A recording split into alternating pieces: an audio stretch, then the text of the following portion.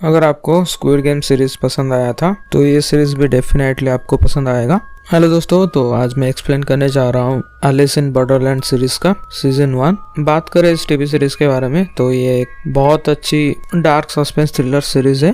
तो जैसा कि आपने अगर स्क्विड गेम देखा होगा, वहाँ पे प्लेयर्स को डिफरेंट गेम में बहुत मुश्किल सिचुएशन का सामना करके बाहर निकलते थे, और वैसा ही कुछ ये सीरीज है। और आखिर तक आप गेस नहीं कर पाओगे कि इसका एंडिंग क्या है और कौन ये गेम्स करवा रहा है। ओके, तो सीधे चलते हैं एपिसोड 1 की तरफ। एपिसोड 1 की पहले सीन में हम देख पाते हैं आरिसो को, जो कि बैठ के ऑनलाइन गेम्स खेल रहा है, और यहाँ पे उसका भाई आके उसको बोलता है कि क्या ये तुम दिन भर गेम्स खेलते रहते हो? पापा ने तुम्हारे लिए उनका कनेक्शन यूज करके कुछ इंटरव्यू अरेंज करवाया था, तुमको बस इंटरव्यू देना था।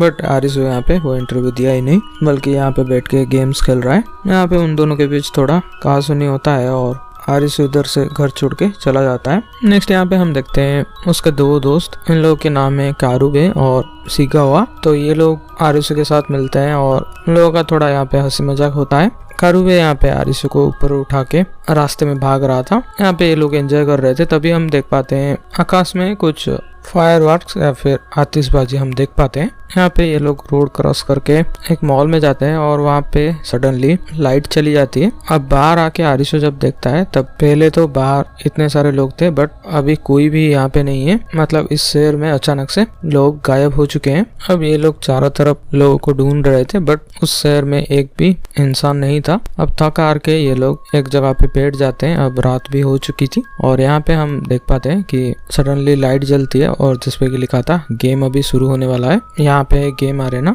वहाँ पे एक साइन दिया गया था कि इधर जाइए। आरिसो, कारुबे और सिगावा ये तीनों एक बिल्डिंग के अंदर एंटर करते हैं और यहाँ पे हम आज भी और देख पाते हैं कि बाहर लेजर लगा हुआ है। थोड़ी देर बाद एक लड़की आती है जिसका नाम होता है सिबुकी। यहाँ पे सिगावा बाहर जाने का ट्राई कर रहा था बट सिबुकी यहाँ पे बोलती है कि तुम एक बार अंदर आ गए तो बाहर नहीं जा सकते, क्योंकि उसका जो आईडी कार्ड था वो बाहर फेंक देती है। तो यहाँ पे ये लोग देख पाते हैं कि ये लेजर लाइट की वजह से वो आईडी कार्ड जल गया था। मतलब ये यहाँ पे साफ था कि ये लोग इधर से बाहर नहीं जा सकते, इनको अभी गेम खेलना पड़ेगा। सामने लिखा था कि एक मोबाइल पर पर्सन एक मोबाइल उठाओ, और लास्ट में और एक लड़की भी ज्वाइन करती है। यहाँ पे जो फोन दिया गया था ये फेस आईडी की वजह से खुल जाता है बट यहाँ पे कोई भी नेटवर्क नहीं आ रहा था। इस गेम का नाम था डेड और अलाइव। इस गेम के नियम थे कि इस बिल्डिंग से बाहर निकलना है। रूम में 2 दरवाजे हैं, डेड और अलाइव। ठीक वाला दरवाजा चूज करके आगे बढ़ना है। यहाँ पे हम देखते हैं कि ये 500 लोग एक कमरे में जाते हैं। सामने 2 दरवाजे थे। यहाँ पे सिबुकी सबको बोल रही थी कि अलाइव वाला दरवाजा सही है, और यहाँ पे काइंड ऑफ एक टाइमर चल रहा था। 2 मिनट बाद कुछ होगा और टाइमर अभी 30 सेकंड बच गया है। और सडनली हम देखते हैं नीचे से कुछ गैस आता है। यहाँ पे सब कोई चोक कर रहे थे, तो लास्ट में जो लड़की आई थी वो बिना सोचे समझे अलाइव वाला दरवाजा खोल देती है। और सडनली हम देखते हैं एक लेजर आता है ऊपर से और उसके सिर के आर पार चली जाती है, तो वो लड़की वहीं पे मारी जाती है। ये देख के सब कोई शॉक्ड और सरप्राइज्ड थे। अभी 10 सेकंड बाकी था और जैसे तैसे करके सब कोई डेड वाला दरवाजा चूज करते हैं और नेक्स्ट कमरे में जाते हैं। नेक्स्ट कमरे में जाते ही यहाँ पे हम देखते हैं प्रीवियस वाला कमरा, उसमें आग लग जाता है। मतलब यहाँ पे अगर सही टाइमिंग में नेक्स्ट कमरे में नहीं गए तो आग से ये लोग मारे जाते। नेक्स्ट कमरे में जाते ही इन लोगों के पास 1 मिनट 50 सेकंड थे। शुरू में ये तीनों उस लड़की को यानी कि सिबुकी को ब्लेम करने लगते हैं कि तुम्हारे वजह से वो लड़की मारी गई। यहाँ पे सिबुकी अपने डिफेंस में बोल रही थी कि अगर मैं नहीं होती तो सब कोई यहाँ पे मारा जाता, इतना अगर दम है तो खुद पहले दरवाजा खोल लो। ऐसे ही आपस में ये लोग झगड़ने लगते हैं और एट लास्ट यहाँ पे हम देखते हैं कारुबे अलाइव वाला दरवाजा खुलता है और फॉर्चुनेटली वो सही था। यहाँ पे ये लोग जल्दी से उस कमरे से भाग जाते हैं, लेकिन जाते जाते यहाँ पे सिगावा का पैर जल गया था। नेक्स्ट कमरे में जाते ही कारुबे यहाँ पे सिबुकी बोलने लगती है अब तुम्हारी बारी, और जबरदस्ती सिबुकी को एक दरवाजा खोलने के लिए कारुबे यहाँ पे बोल रहा था। बट आरिसो के दिमाग में एक आइडिया आता है। यहाँ पे वो बिल्डिंग के एंट्री करने के वक्त एक नक्शा देखा था। यहाँ पे वो जल्दी से एक पेपर में नक्शा ड्रॉ करके सही वाला दरवाजा चुनते हैं और सक्सेसफुली ये गेम क्लियर करके बाहर चले आते हैं। यहाँ पे सब कोई आरिसो को थैंक यू बोल रहे थे। यहाँ पे हम जान पाते हैं आरिसो एक क्लेवर लड़का है। मतलब इतने कम टाइम में भी वो बहुत जल्दी पजल सॉल्व कर रहा था। यहाँ पे इन लोगों के मोबाइल में एक मैसेज आता है जिसपे लिखा था तुम्हारा वीजा 3 दिन में पूरा होगा। इन लोगों को 3 दिन के लिए वीजा मिला था। यहाँ पे सिबुकी बोलती है कि हर गेम के बाद कुछ दिनों का इंटरवल होता है, मतलब यहाँ पे इस वीजा के टाइम में ये लोग बाहर घूम सकते हैं, बाहर कुछ खा पी सकते हैं। फिर हम सामने से चलते हुए एक बूढ़े आदमी को देख पाते हैं। यहाँ पे वो बूढ़ा आदमी बोल रहा था कि मुझे ये गेम और नहीं खेलना, ये गेम कभी खत्म ही नहीं होगा, मुझे इस दुनिया से बाहर निकलना है। ये सुनते ही ऊपर से एक लेजर आता है और उसे मार देता है। मतलब यहाँ पे हम समझ पाते हैं कि अगर वीजा एक्सपायर हो जाएगा या फिर वीजा के पहले तुम गेम ज्वाइन नहीं किए तो ऐसे ही मारे जाओगे। यहाँ पे एपिसोड 1 खत्म होता है। चलते हैं एपिसोड 2 की तरफ। एपिसोड 2 में हम एक नए कैरेक्टर से मिल पाते हैं, उसके नाम होते हैं उसागी। छोटे से फ्लैशबैक में हम देख पाते हैं कि उसागी एक क्लाइंबर है, माउंटेन्स वगैरह वो चढ़ती है और एक बहुत अच्छे एथलीट है। और यहाँ पे उसके पास ऑलरेडी एक कार्ड है, मतलब ताश के पत्ते। हर गेम के जीतने के बाद एक ताश का पत्ता विनर को मिलता है। मतलब यहाँ पे हम समझ पाते हैं कि उसागी ऑलरेडी एक गेम क्लियर करके आई है। सीन अभी शिफ्ट होके हम देखते हैं आरिसु यहाँ पे एक कार को स्टार्ट करने का कोशिश कर रहा था, बट यहाँ पे वो कार स्टार्ट नहीं होती। यहाँ पे लोग देख पाते हैं कि कोई भी इलेक्ट्रॉनिक्स चीज काम नहीं कर रहा है, बट वहाँ पे एक रेडियो था जो कि काम कर रहा था। तो सिगावा यहाँ पे बोलने लगता है कि इस पे आईसी चिप नहीं है, इसलिए ये काम कर रहा है। और उसे ऐसा लगता है कि लास्ट टाइम इन लोगों ने जो रास्ते में फायरवर्क्स देखा था, वो फायरवर्क्स ना होके एक ईएमपी ब्लास्ट भी हो सकता है, जिसके मदद से इलेक्ट्रोमैग्नेटिक पल्स जनरेट होता है और जितने भी इलेक्ट्रॉनिक्स आइटम होता है वो सब काम करना बंद हो जाता है। बट गेम के टाइम वो मोबाइल कैसे काम कर रहे थे, ये सब कोई आपस में डिस्कस करने लगते हैं। थोड़ी देर बाद हम देखते हैं कारुबे और शिबुकी ये लोग शॉपिंग कर रहे थे और कुछ खाना बनाने के लिए सामान लाते हैं। बाद में ये लोग खाना खा रहे थे। यहाँ पे ये लोग शिबुकी से पूछ रहे थे कि तुम आखिरकार कहाँ पे थी जब इस गेम पे आई। उनके कन्वर्सेशन से हमें पता चलता है कि शिबुकी इन लोगों से 3 दिन पहले आई है और एक गेम खेल चुकी है और उस गेम में अकेली यही सरवाइव करके आई थी। रात को हम देखते हैं कारुबे और आरिसु ये दोनों आपस में डिस्कशन कर रहे थे कि उनका दोस्त सिगावा का पैर जल गया है और वो आगे वाला गेम ठीक से खेल नहीं पाएगा। तो ये लोग डिसाइड करते हैं कि हालांकि इनके पास 3 दिन का वीजा है, फिर भी ये लोग डिसाइड करते हैं कि ये 1-2 गेम खेलेंगे और मे बी उन दोनों गेम में कुछ बात कॉमन हो। आरिसु यहाँ पे बोलता है कि अगर ये सारे गेम्स एक ही इंसान ने बनाया तो ये लोग स्ट्रैटेजी को समझ सकते हैं और आने वाले गेम्स में ये अपने दोस्त की मदद कर सकते हैं। इसलिए ये लोग जाते हैं यहाँ पे एक गेम अरेना में एंट्री मारते हैं। यहाँ पे पहुंचने पर हम देखते हैं कि यहाँ पे बहुत सारे खिलाड़ी है और इनमें से कई कैरेक्टर आने वाले एपिसोड में इम्पोर्टेंट है, इसलिए अभी से मैं इनका नाम बता देता हूँ। यहाँ पे सबसे पहले तो हम उसागी को देख पाते हैं और इसका नाम है तत्ता। उसके साइड में जो खड़ा है वो उसका नाम है अगुनी। नेक्स्ट यहाँ पे हम देख पाएंगे लास्ट में ये जो हुडी में है उसका नाम है चिसिया। यहाँ पे हम देखते हैं चिसिया यहाँ पे आराम से एक सॉन्ग सुन रहा था, जैसे कि उसको कोई टेंशन ही नहीं है गेम का। गेम अभी शुरू होता है। इस गेम का नाम था टैग। इस गेम का नियम है कि यहाँ पे जितने भी खिलाड़ी है उनको टैगर से बचना है और इस बिल्डिंग में कहीं पे एक सेफ जोन था उसको ढूंढना है। अगर 20 मिनट के अंदर ये लोग ढूंढ लेते हैं तो ठीक है, नहीं तो 20 मिनट के बाद एक टाइम बम नीचे है वो फट जाएगा। ये बिल्डिंग के साथ साथ यहाँ पे लोग भी मारे जाएंगे। नेक्स्ट यहाँ पे हम देखते हैं वो हुडी वाला यानी कि चिसिया लिफ्ट का इस्तेमाल करके टॉप फ्लोर में चला जाता है और एक कोने में खड़ा हो जाता है। यहाँ पे वो बोलता है कि इधर से मैं साफ साफ देख पाऊंगा कि क्या चल रहा है। देखने से ऐसा लग रहा था कि ये बंदा बहुत ज्यादा चालाक है और काफी ज्यादा गेम खेल चुका है ऑलरेडी।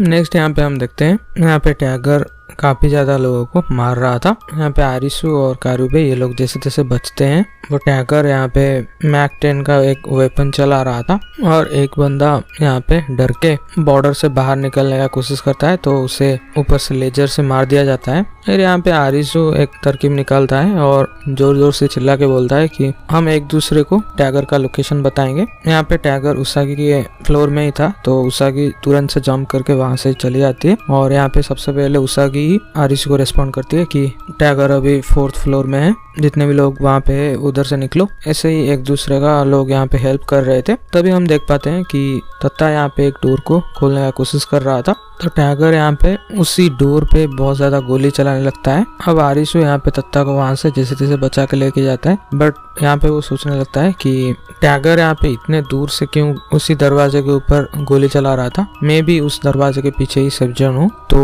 यहाँ पे आरिसु और कारुबे वहां पे जाने लगते हैं, बट कारुबे यहाँ पे बोलने लगता है कि हम उस टैगर को मार सकते हैं और उसका साथ यहाँ पे आगुनी देता है जिसके पास एक गन था। यहाँ पे ये दोनों मिलके उस टैगर के साथ लड़ाई कर रहे थे। दूसरी तरफ हम देखते हैं आरिसु उस दरवाजे के पास आ जाता है और साथ ही साथ हम देखते हैं चिसिया भी वहाँ पे आ गया था। अब आरिसु यहाँ पे बोलने लगता है कि अगर ये सेफ जोन है तो वो टैगर यहीं पे खड़ा रह के मतलब वो दरवाजे के बाहर रह के ही गार्ड कर सकता था और लोगों को मार सकता था, बट वो इधर से क्यों चला गया। यहाँ पे ऐसे ही सोच में आरिसु पहले दरवाजा खोलता है, बट चिसिया यहाँ पे जानबूझ के उसके पीछे ही खड़ा था। अगर कुछ हुआ तो आरिसु का होगा, ना कि चिसिया का। तो अंदर जाने पर हम देखते हैं और एक टैगर उसी रूम में छुपा हुआ था। अब हम देखते हैं चिसिया के पास एक डिवाइस था जिसके मदद से वो करंट देके उस टैगर को थोड़ी देर के लिए बेहोश कर देता है, बट तुरंत ही वो सेकंड टैगर उठता है। जल्दी जल्दी में चिसिया यहाँ पे बाहर चला जाता है और आरिसु उसके अंदर और एक दरवाजा था वो ओपन करके अंदर चला जाता है।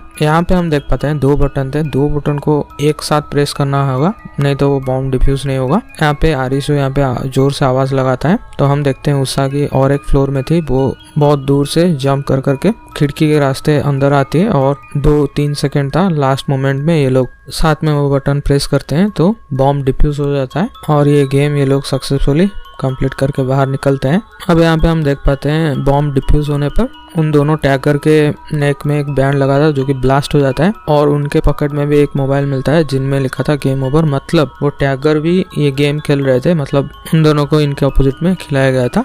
वो भी बेचारे अपने सर्वाइवल के लिए खेल रहे थे। और यहाँ पे जाते जाते कारुए को एक वाकी टॉकी मिलता है जिसपे कोई बोल रहा था कि हमें जवाब पता है और जल्द से जल्द बीच पे लौट जाओ। और चिसिया यहाँ पे जाते जाते और एक टैगर का पॉकेट की तलाशी लेता है तो उसमें उसको एक कागज मिलता है जिसपे अजीब सा ड्रॉ किया गया था। यहाँ पे इसको वो अपने साथ रख लेता है। ये क्या है हमें आने वाले एपिसोड में पता चलेगा। यहाँ पे हम देखते हैं आरिसु, कारुबे और शिगावा ये लोग मिलते हैं और आपस में ये लोग डिस्कस करने लगते हैं कि वही वाकी टॉकी में जो कारुबे ने सुना था किसी बीच में ये लोगों को जाना पड़ेगा ताकि इन लोगों का आंसर मिल सके। हालांकि आरिसु और कारुबे इन लोगों के पास वीजा है, बट आज रात को शिबुकी और शिगावा इन दोनों का वीजा खत्म होने जा रहा था तो साथ में ये लोग डिसाइड करते हैं कि ये चारों नेक्स्ट गेम खेलने चाहेंगे।